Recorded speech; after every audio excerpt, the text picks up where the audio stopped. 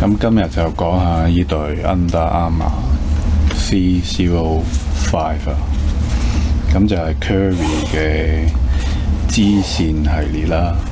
咁佢而家有兩款支線系列嘅喎，有一款支線系列呢，就係用黑塊做中底嘅，呢隻呢，就用 Micro G 做中底嘅。咁嗰兩款呢，都係用同一個外底啊，甚至乎佢中底嗰個倒模個形狀呢都一樣喎。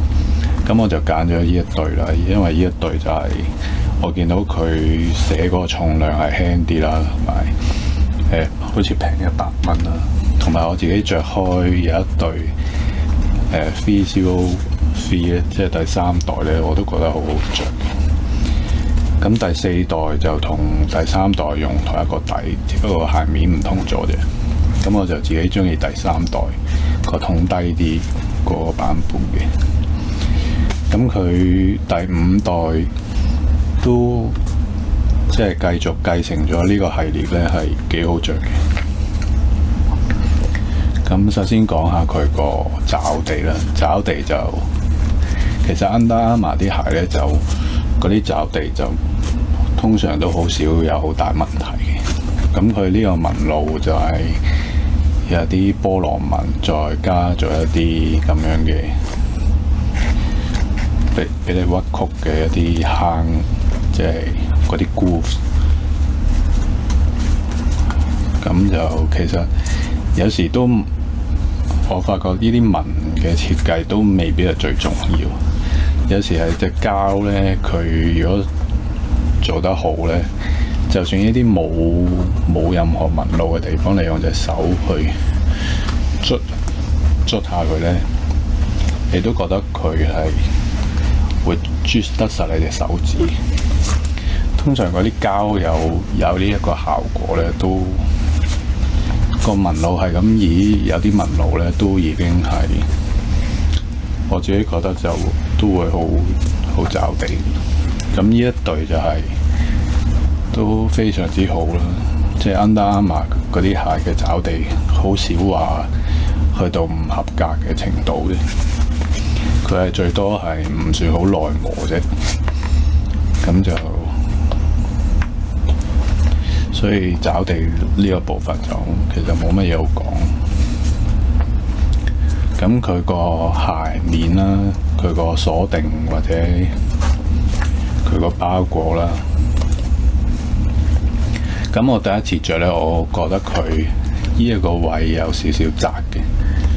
我自己隻腳呢，就左腳可能比較咬柴咬得多啲，咁我隻左腳係比較個腳背係肥啲啦，厚啲嘅，所以我着嘅時候有少少會覺得隻左腳嘅呢一個位比較夾啲嘅。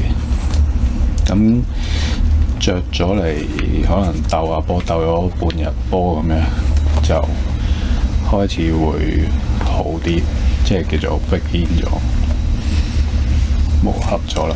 咁佢頭兩個鞋帶圈呢，都係有呢個尼龍帶啦，一路咁樣叫做鎖定固定你隻腳啦。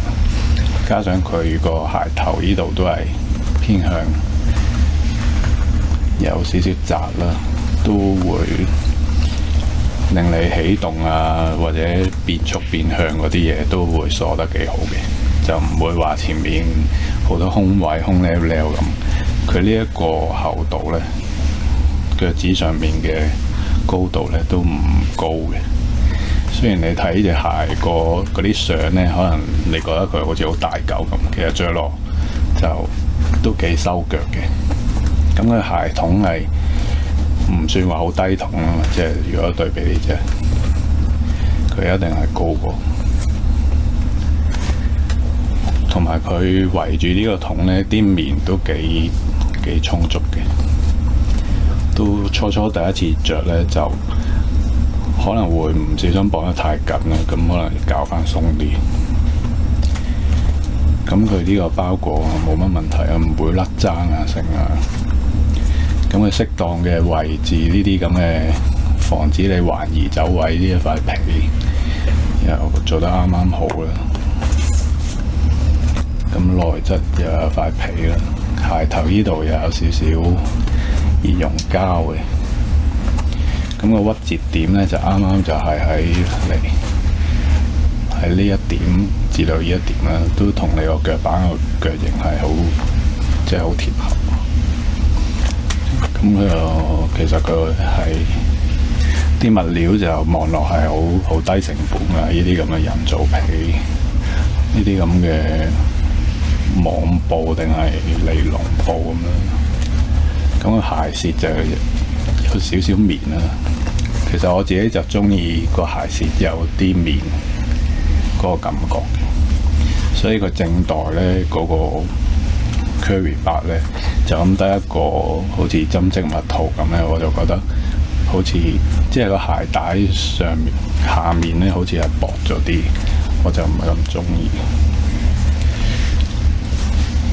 咁就其實佢呢個包裹都係暫時嚟講，我就覺得唔算話好大問題，係輕微有少少夾腳嘅。咁個感覺有少少似 PG3 嗰啲感覺咁樣，即係呢兩個位置咧係比較夾。咁就咁個緩震咧，佢就用咗 Micro G 啦，都係。咁佢今次呢隻 Micro G 咧係再腍啲嘅，比起上一代。咁呢個第三代啦，第四代其實都係同一個鞋底嚟嘅。咁比起呢三四代咧，佢做腍咗好多嘅。同埋佢個高低差就係比較接近翻 Curry 啲鞋嗰啲高低差啦，係後掌輕微厚啲嘅。前掌就薄啲嘅，咁佢呢一個型咧，其實都係有少少跟翻佢 Curry 8嗰一個中底嘅腳型。咁 Curry 8就冇外底啦，呢一對就可能平民版做翻啲即係普通啲嘅設定，有翻個外底。咁佢着落去其實都好舒服嘅，呢一個即係後面有少少壓縮。踩落去係明顯有壓縮嘅，反而第三代嗰個壓縮係少啲嘅。咁第三代、第四代呢啲就可能會靈敏啲啦，再個反應快啲啦。第四代咧就嗰啲布好，嗰啲皮啊，同埋佢嗰陣面料咧係比較硬啲嘅。咁佢第五代就改良咗呢一啲面料咧係好軟好軟嘅，係皮呢啲位輕微有少少硬啊，其實都好軟嘅。不過着落去，因為佢比較收腳啲咧，呢啲位可能都會啲尾，即係腳趾尾嗰啲位都會輕微有少少覺得佢頂住。咁 so far 係 OK 嘅，我都覺得唔係話令到你唔舒服咁嘅。只不過係可能要輕微磨合咗一陣。咁呢對鞋我覺得都係，其實 Under Armour 啲鞋就冇好少有啲咩致命嘅大問題咯。咁呢對都係一對冇乜大致命問題嘅鞋。咁佢呢個鞋脷咧都係有個內靴咯。如果冇個內靴咧，就可能會覺得呢啲物料太軟都未定。咁佢其實幾有良心嘅，我覺得 Under Armour 嘅呢啲咁嘅二線鞋款都做足晒俾你嘅。雖然佢望落啲料係唔係咁高貴啦，唔似係啲貴嘅鞋，但係就佢俾到你嘅保護性都係有啦，譬如你呢啲咁嘅鎖定，你見到可能 Kyrie 6可能都係咁樣啦，有兩條嘢 Kyrie 7都係，咁嗰啲就設計得花巧啲啦。Under Armour 就好係以實戰為主嘅，咁佢呢啲唔會話特別作一個科技出嚟，又話乜快壞啊，咩動態鞋帶圈啊嗰啲嘢，佢做咗俾你，就其實即係滿足到個功能咯。就佢又唔會話好浮誇咁樣喺度作啲特別嘅新科技名出嚟。咁如果係鍾意做啲變向啊、反應快啊，其實真係唔需要去考慮嗰啲咩當 issue 啊、哈登啊呢啲咯，甚至乎 Kyrie， 我覺得啲鞋都係越做越係冇乜驚喜嘅，都係差唔多。反而呢一隻我覺得實戰嚟講係做得幾好。